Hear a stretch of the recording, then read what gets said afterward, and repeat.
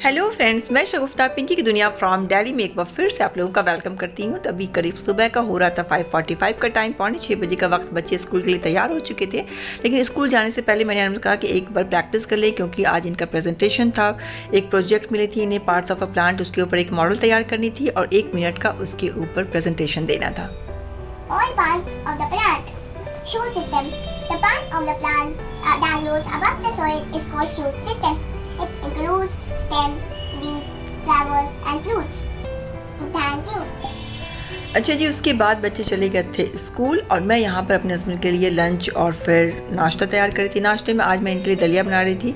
दलिया में मैं बहुत ज़्यादा तो ऐसा कुछ नहीं की थी, बस रेगुलर मसाले के साथ जो भी सब्जियाँ घर में अवेलेबल थी, मिक्स वेज, उसके साथ मैंने अच्छे से भून लिया था मसाले के साथ, और फिर दलिया और थोड़ी सी मूँग दाल ऐड करके मैंने इसे गला दिया, और साथ में आखिर में भुना हुआ ज़ीरा का पाउडर और बारीक कटा हुआ हरा धनिया इसमें ऐड कर दी थी।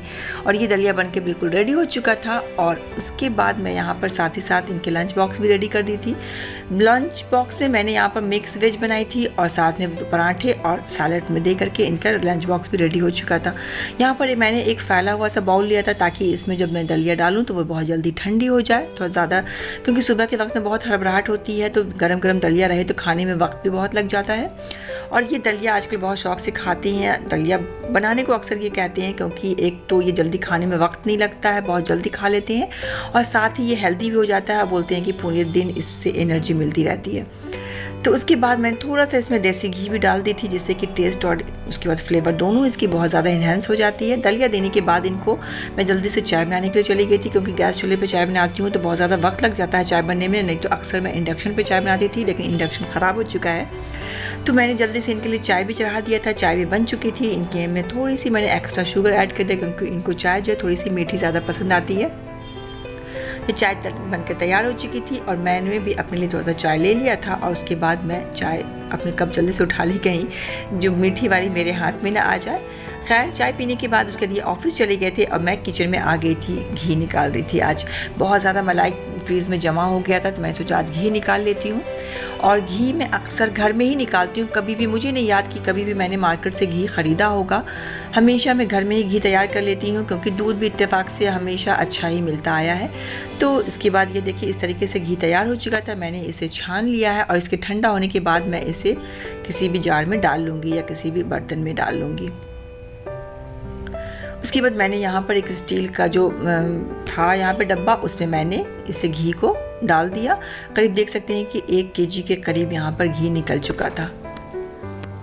और उसके बाद जल्दी जल्दी मैं तैयार होकर के मुझे बैंक जाना था, तो मैं जल्दी जल्दी बैंक जा रही थी, क्योंकि बहुत ज़्यादा नहीं, बस हल्का सा काम था, थोड़ा सा अपडेट कराना है, बस एक एप्लीकेशन देने का काम था। और उसके बाद इत्तेफाक से रिक्शे वाले भी मिल गए। कितना लेंगे?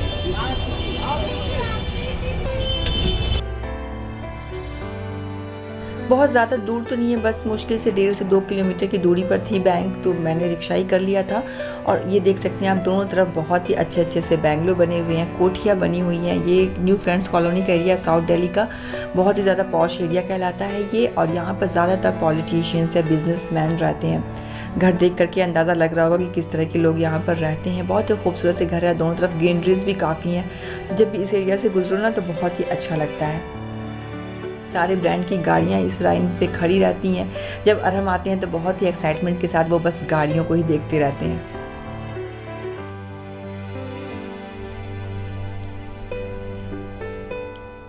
इसी लाइन में आप देख सकते हैं कि बहुत ज़्यादा शॉप्स थी, फूलों की, बुके की। ऑब्वियसली इस एरिया में बिजनेसमैन, पॉलिटिशियन ज़्यादा होते हैं, तो इन सब चीज़ों की डिमांड भी ज़्यादा होती होगी।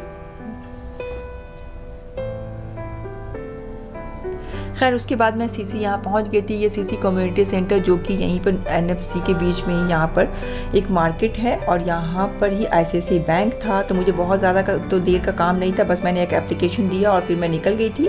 और अभी आप देख सकते हैं ये जो कम्युनिटी सेंटर का जो एरिया है काफ़ी ज़्यादा शांत दिख रहा है, लेकिन यही इसी जगह पर जब हम शाम में आएँगे तो बहुत ज़्यादा रश होती है, बहुत ज़्यादा रौनक होती है। और इस एरिया में लगभग सारे बैंक के ब्रांचेस होते हैं, और फिर यहाँ पर ब्रांडेड शोरूम्स, बहुत अच्छे अच्छे ब्रांड के शोरूम होते हैं, काफ़ी अच्छे अच्छे रेस्टोरेंट्स हैं यहाँ पर। इवन कि यहाँ पर स्ट्रीट फूड भी, और आपको जो रोड साइड जो शॉप्स होते हैं वो भी आप देख सकते हैं कि यहाँ पर जो गिफ्ट पैक ऑलरेडी बिकना शुरू हो चुका है था दीपावली के लिए। और यहाँ पर बहुत ही, ये देख सकते हैं हम, अलबेक का बहुत ही मशहूर यहाँ पर नॉन वेज का रेस्टोरेंट है। शाम के वक्त जब हम आएँ तो यहाँ पर पैर रखने की भी जगह नहीं मिलती है। सुबह के वक्त में कितना सन्नाटा लग रहा है, लेकिन यहाँ पर नाथू का स्वीट्स जो कि नॉन वेज का रेस्टोरेंट है, ये भी बहुत ही मशहूर है। साथ में मिश्रा जी का पान दुकान अभी बंद है, लेकिन शाम में यहाँ पर भी रौनक आ जाएगी। साथ ही यहाँ पर बहुत ही ज़्यादा जो देखिए सबकी दुकानें छोटी छोटी से जो होते हैं ना स्ट्रीट साइड के जो शॉप सब बंद हैं अभी। सब अपनी तैयारी कर रहे हैं। मेहंदी वाले कुप्पी तैयार कर रहे हैं, कोन अपनी तैयार कर रहे थे, हल्दीराम भी यहाँ पर था।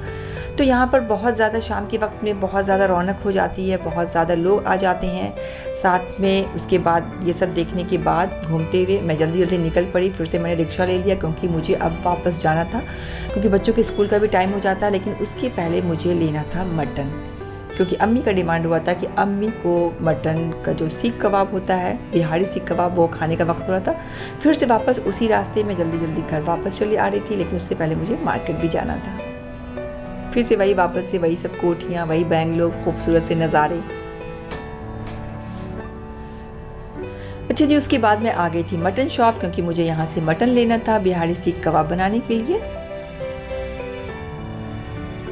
तो यहाँ पर से जल्दी से मैंने मटन लिया, और मटन ले करके जब मैं शॉप से बाहर ले निकली तो बहुत ही खूबसूरत सा नज़ारा देखें। दिल्ली की शादी, घोड़ी पर सवार दूल्हा, नाचते हुए उसके सारे दोस्त रिश्तेदार, और उसके बाद यहाँ पर देखिए कितना सादा फूलों का सेहरा में बिल्कुल छुपा हुआ है। इनकी शक्ल बिल्कुल भी नहीं शक्ल देखी थी, मैंने बहुत कोशिश किया, बस थोड़ी सी इनकी नाक देखी, माशाल्लाह से नाक बहुत ज़्यादा खड़ी थी। उम्मीद करती हूँ कि बेचारी की नाक हमेशा इसी तरीके से खड़ी रहे। बहुत ज़्यादा इंजॉय करते हुए देखी सारे लोग, बिल्कुल लगा कि बॉडी में इनके करंट फिट हो गया था। इस तरीके से ये लोग नाच रहे थे। अब बीच सड़क जो ये सब चीज़ें हो रही थी, सारे दुकान वाले सब बाहर आ गए थे, कुछ हंस भी रहे थे, एंजॉय कर रहे थे कि अभी भी लोग इस तरीके से शादियां करने के लिए निकलते हैं। मुझे भी देख करके थोड़ी सी हैरत लगी, इसलिए मैंने जल्दी से शूट कर लिया कि मैं भी अरहम नुहा को दिखाऊंगी कि देखो दिल्ली की शादी इस तरीके से भी होती है। घोड़ी पे सवार दूल्हा चले गए थे। उसके बाद जी मैं घर आ गई थी। जो भी मैं मटन लेकर के आई थी उसे मैंने इस तरीके से पीसेस में मैंने कट कर लिया था। जब बिहारी सीख कबाब बनाते थे तो उसे इस तरीके से लड़ी में हमने कट करना होता है। अगर आपको ये बिहारी सीख कबाब का पूरा जो किस तरीके से हम पीसेस कट करते हैं, पूरा वीडियो मैंने एक बार अपलोड किया था, मैं उसका लिंक डिस्क्रिप्शन में दे दूँगी। और यहाँ पर जो मसाले हम इस्तेमाल करते हैं, देख सकते हैं कि मैंने प्याज 3 से 4 काट लिया स्लाइस में। यहाँ पर फिर सूखी मिर्च है, 2 लहसुन की जो होती है पोटियाँ गांठें वो ले ली थी, 2 इंच का टुकड़ा अदरक का था, और 1.5 टीस्पून यहाँ पर काली मिर्च है, और 2 टीस्पून के करीब यहाँ पर ज़ीरा था।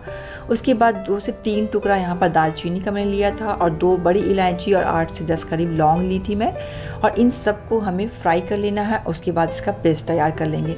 इसे फ्राई करने के लिए मैंने करीब 4 से 5 बड़ा चम्मच यहाँ पर सरसों का तेल गर्म करने के लिए चढ़ा दी थी। उसके बाद यहाँ पर मैंने सारी चीज़ें इसमें डाल दी थी, जो भी मसाले यहाँ पर मैंने आपको दिखाया था। उसके बाद इसे गोल्डन ब्राउन कलर आने तक प्याज के हमें इसे अच्छे से फ्राई कर लेंगे मीडियम फ्लेम पर। तो ये देख सकते हैं गोल्डन कलर इसमें बहुत अच्छे से प्याज का आ चुका था। उसके बाद मैं इसे ऑयल से सेपरेट कर लूँगी, और उसके बाद इसका हमने पेस्ट तैयार कर लेना है। ये सारा मैंने ऑयल से सेपरेट कर लिया। अब इसके ठंडा होने के बाद इसे हम इसको पेस्ट के फॉर्म में हम इसे पीस लेंगे। अब ये देख सकते हैं हमने पेस्ट के फॉर्म में इसे पीस लिया है। और अब इसे हम इस अपने जो हमने मटन के जो इस तरीके से जो पीसेस कट किए थे उसमें हम सारे इस मसाले को इसमें डाल देंगे। साथ में मैंने यहाँ पर नमक 1 छोटी चम्मच ऐड कर रही हूँ। यहाँ पर कच्चा पपीता, जो कच्चा रॉ पपीता होता है, उसे पीस दिया था मैंने उसकी स्किन के साथ, उसके छिलके के साथ। और यहाँ पर 3 चम्मच भर करके मैं कच्चा पपीता का पेस्ट इसमें ऐड कर दूँगी। ये बहुत ज़रूरी है इसे ऐड करना, इसकी वजह से गोश्त जो है वह हमारा गलता है। और साथ में मैं यहाँ पर तंदूरी मसाला ऐड कर रही हूँ, इसका भी डिस्क्रिप्शन में मैं दे दूँगी इसकी लिंक। अगर आप इस बना सकते हैं तो डालें, वरना आप इसे स्किप भी कर सकते हैं। और साथ में जिस ऑयल में हमने मसाले को फ्राई किया था उसे मैं इसमें ऐड कर दे रही हूँ। और उसके बाद इसे अच्छे से हमें मिक्स कर देंगे और इस मैरिनेशन को करीब मिनिमम 5 से 6 घंटे के लिए हम इसे रख सकते हैं, नहीं तो मैं तो इसे कम से कम 24 से 48 घंटे के लिए फ्रीज़ में रख दूँगी। उसकी वजह से जब हमारा जो ये सीख कबाब बन के तैयार होता है तो बिल्कुल मुँह में जा कर के घुल जाने वाला बिल्कुल तैयार होता है। तो मैरिनेशन तैयार हो चुकी, इसे मैं फ्रीज़ में रख दूँगी। और जब भी मैं इसे तैयार करूँगी तो इसके जो कबाब है उसको मैं आपको साथ ज़रूर शेयर करूँगी, उसकी भी वीडियो। तो फ्रेंड्स, अगर ये मेरी वीडियो आप लोगों को अच्छी लगी हो आज की वीडियो, तो प्लीज़ एक लाइक की बटन ज़रूर प्रेस कर दीजिएगा और चैनल को सब्सक्राइब भी कर लीजिएगा। और मेरी नेक्स्ट वीडियो में मैं आप लोगों के साथ शेयर करूँगी कि मैंने जो अभी फ्लैट लिया है उसको ज़रूर आप लोगों के साथ शेयर करूँगी कि दिल्ली में 3 BHK का फ्लैट किस तरीके का मैंने लिया है। तो अगर वीडियो अच्छी लगी हो तो चैनल को सब्सक्राइब कर लें, वीडियो को लाइक कर लें और आखिर में दिल साफ़ रखें, ज़बान पाक रखें, अपनों का ख्याल रखें।